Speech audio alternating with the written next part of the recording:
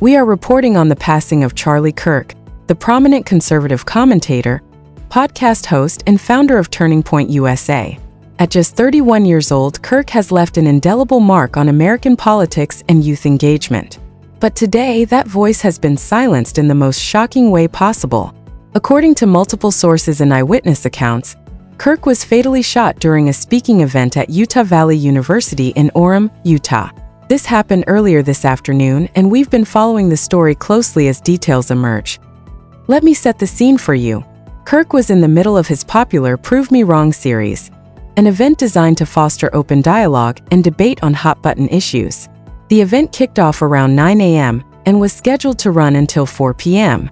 It drew a massive crowd. Estimates put it between 300 and 500 people, mostly college students and local residents eager to hear from one of the most influential voices in conservative media. Kirk took the stage around noon, engaging in a lively Q&A session with the audience. He'd only been up there for about 20 minutes when tragedy struck.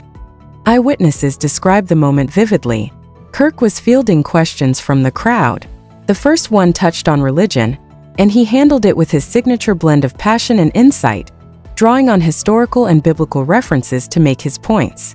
The audience was engaged, the atmosphere electric. Then came the second question, which delved into the complex intersection of gun violence, mass shootings, and issues related to the transgender community. Kirk picked up his microphone, began to respond with just a few words, and that's when it happened. A single gunshot rang out. The bullet struck him directly in the neck. Chaos erupted immediately. Kirk slumped over and fell to the ground. People in the audience screamed, ducked for cover, and scattered in panic, fearing more shots might follow. With so many attendees filming on their phones, footage of the incident has already flooded social media, capturing the horror from multiple angles. Paramedics and event staff rushed to his aid, and he was quickly transported to a nearby hospital. For a tense period, reports indicated he was in critical condition, with medical teams working desperately to save his life. But the injury was too severe. The location of the wound proved fatal. We received confirmation just a short time ago that Charlie Kirk has passed away. This is a live image we're showing you now from Orem, Utah, right at Utah Valley University. You can see the heavy police presence that's descended on the campus. Yellow tape cordons off the area. Investigators are combing the scene, and there's an air of disbelief hanging over everything. This was supposed to be a day of discussion and debate, not violence. The event was held under a large tarp, with Kirk seated in an open, accessible setup that allowed audience members to approach him easily. Witnesses say there wasn't a heavy security detail, just standard campus measures, nothing out of the ordinary for a college speaking engagement. Some are already questioning whether that lack of robust protection played a role, but it's too early to speculate. In the immediate aftermath, authorities thought they had a suspect in custody. We even reported on an image circulating of an individual believed to be responsible. However, we've since learned that this person is not the shooter. That initial lead has been ruled out, leaving the suspect at large and the investigation wide open. This twist raises even more questions. Who was behind this? Was it a targeted attack? The timing is eerie. The question about mass shootings and gun violence was posed mere seconds before the shot was fired. Some witnesses are already speculating about possible setups or multiple people involved, especially given the quick confession from someone who turned out to have no weapon. Let's hear directly from one of the witnesses who was there. This audio comes from a young attendee who had just finished asking Kirk a question about religion. He describes the back and forth as respectful, even though they disagreed on some points. They kept the conversation grounded in biblical and archaeological evidence, but it ended cordially. The witness says he turned away to navigate the crowd, and within 10 to 20 seconds, he heard the shot and saw blood squirting from Kirk's neck. He pieced together the irony. The previous questioner had mentioned transgender issues and shootings, and then, almost immediately after, this happened. The witness notes the chaos that followed. Everyone squirming, running, fearing for their lives. He's convinced it felt orchestrated, especially with the false suspect confession. This account is just one of many.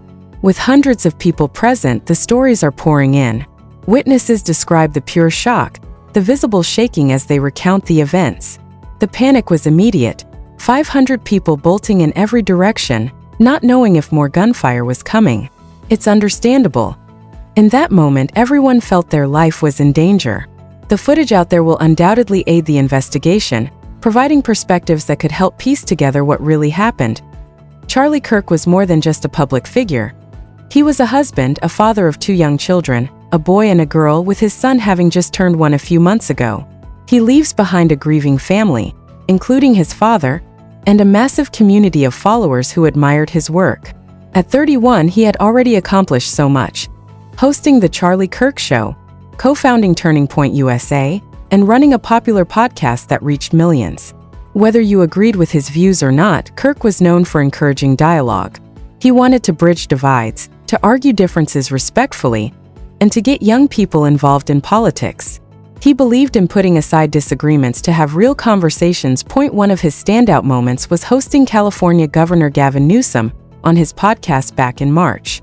It was a widely viewed episode because it brought together 2 people from opposite sides of the political spectrum. They discussed topics they didn't agree on, but they did it civilly, showing that dialogue is possible. That was Kirk's thing. He'd engage with anyone, anytime, to foster understanding. His Prove Me Wrong events were all about that, challenging ideas, debating openly, and inspiring the next generation to think critically about voting, life, and politics. Today, on September 10th, that mission came to a tragic end. It's a sad day for everyone who believes in free speech and open forums. This happened in what should have been a safe environment, a college campus where events like this are common.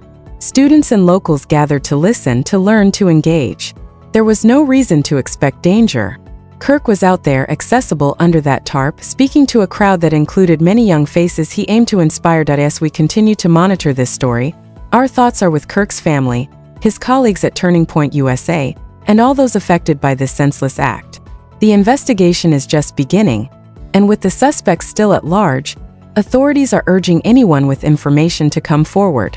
We'll have more updates as they come in. Stay tuned to this channel for the latest.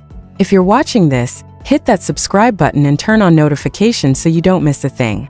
We'll be back at 5 o'clock with more details, including potential reactions from political figures and further witness testimonies.